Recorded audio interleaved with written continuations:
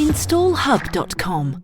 Streamlining your installations. Hey you, another week, another podcast. We've made it to Friday the 7th of July and it's our 130th podcast. I know, how have we even got here? It's been a long time in the making, and I thought today to celebrate we could speak to some of our team here at installHUB. I am currently joined with Jim Mcvey, who's operations manager here. Hey Jim. Hi, good afternoon. And I'm also joined with Georgia Kennedy, who's customer support service manager. Hi, good to be here. So obviously with you both working here at installHUB, you're talking daily with installers and people that are on the ground, which is the main thing. So I suppose really let's start with kind of explaining job roles and what that kind of entails. So we'll start with yourself, Jim. My main role here is to support installers. It's just making sure that they can use installHUB on a daily basis. Any problems you've got, any issues you've got, or even any advice, around the installation of charges or the claiming of grants. It's just to make sure the installers have got that avenue open to them so we can advise them and make their day and their installations run as smoothly as possible. And my colleague Georgia here, she does a similar thing. She supports me. Yeah, that's right. So I deal with the day-to-day support for the installers. If they've got any issues, whether that's them on site or them back in the office, I can usually deal with them. And then I also do the training for installers, those that are just signing up, and also demos for those that are looking at the platform to work on. So with you both dealing, as you just said, Georgia, with people on the ground or people back in the office, I suppose I want to know really what's a common problem that you are finding in this space with installers? I think one of the big things recently has been the changes to the OZEV grant. So if we go back pre-April 2022, the OZEV grant was open to homeowners, and lots of homeowners were using that grant as an incentive, if you like, to get an electric vehicle. And lots of installers, particularly the smaller and medium-sized installers, were using the grant to promote. So I think the biggest thing from installers, particularly the smaller to medium size, is the way the grant has changed and how that's impacted on the number of installs that they carry out. And Georgia, obviously with you being customer service, you'll be receiving a lot of calls, good and bad, but let's be honest, people only pick up the phone when they have a problem. You very rarely get a call to say, I've just rang today to tell you you're brilliant. So, same question to you really.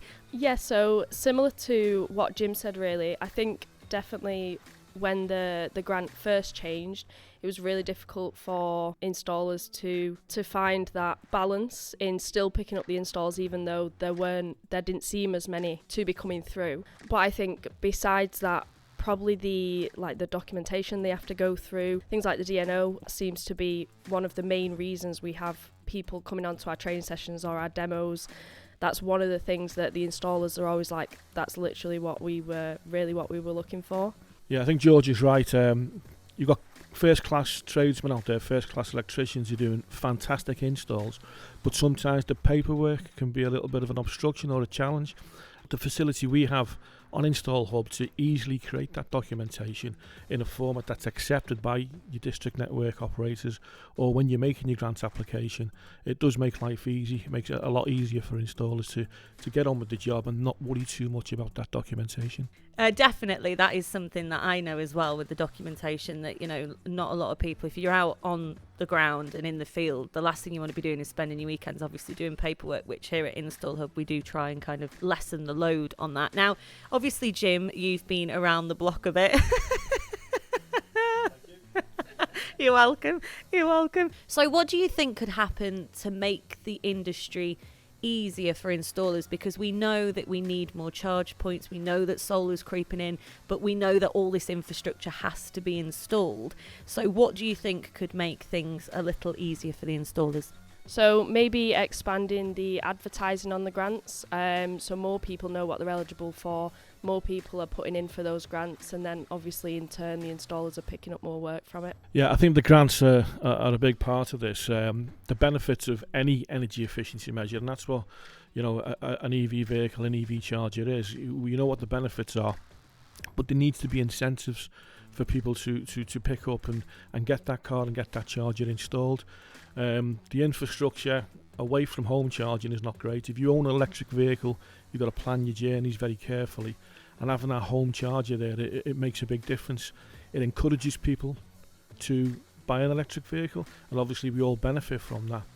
If you're going to consider buying an electric vehicle and you know there's a grant available which will help you with the installation of a charger, which helps you run that vehicle, then it's a massive incentive to that customer. And not only that, it's a massive incentive to the installers as well, because it helps them promote the installation of chargers using that grant, which in turn encourages people to buy electric vehicles. And I know from personal experience, as Chelsea hinted on, I'm a man of a certain age, and I've seen lots of different grants out there, all related to energy efficiency. And if you look at the trends of when energy efficiency stalls increase, particularly on the domestic side of things, they increase when there's well publicised and available grants available for people to take up, get the home insulated, get an EV charger, buy a vehicle. Yeah, definitely. I mean, Jim's obviously seen a lot more within this space than I have, but at the moment we've got the landlord grant. Personally, I don't think that's advertised enough. I mean, whether that's landlords don't know about it or even those that are renting don't know about it. I think it's definitely a bit of a barrier where if the renter is looking for a charger to be installed, they've then got to go through their landlord. So it's kind of, you've then got 2 steps to go through before that charger can then be installed. Not a lot of flats do have that parking space that they have access to all the time. So that again lowers it down to who's available to that grant. Now, of course, EV chargers are a big one, but solar, just in the industry in general, is definitely creeping in, isn't it? There's a lot of advertising with regards to solar, and it does seem to be the next big thing. What do you think about solar, Jim? Well, I think everyone can see that the number of solar installs taking place, certainly over the last 2 years, has increased massively. People are becoming more aware, given the increase in energy bills. Our platform now facilitates solar and battery storage installations. We're moving forward with other types of install as well. And the good thing about our platform on this is that if you're considering installing solar, battery or any other type of energy efficiency measure, we've got a system in place now where you can use our platform to do these types of installs, but we've also got the facility to sort of personalise it towards individual installers. So this type of energy efficiency install is only going to increase, and our platform is there to accommodate them and also to work with the installers to make sure it works for them on an individual basis. Now, it's a fast-moving industry. I know that more than anyone because, just doing the podcast once a week, I could do one a day with that much news and that much that changes. But, it's a big question, but it's one I would like to know from you. So where do you see the industry in the next 10 years? Georgia, we'll start with you. I think it's definitely only getting bigger. Obviously, when considering buying a vehicle, people are going to always look at electric as well. So we've just got to make sure that the infrastructure's in place, whether that's home chargers, public chargers, or workplace chargers. And then obviously with that, we just need a little bit more support, I think. So more grants coming in, more help for the installers and for the customers that are buying as well. And what about yourself, Jim? It is a very busy sector. It's forever changing. So where do you see the sector in the next 10 years? Well, I think George is right. Energy efficiency is only going one way. More and more people are aware of the need to be efficient. From a selfish point of view, just to reduce their energy usage and their energy bills, but also from an environmental point of view as well. I think as we go forward, there's going to be more people looking at a whole house approach. Have I got the electric vehicle? Have I got the EV charger? Solar panels, battery storage? And I think that's where we're going as we go forward.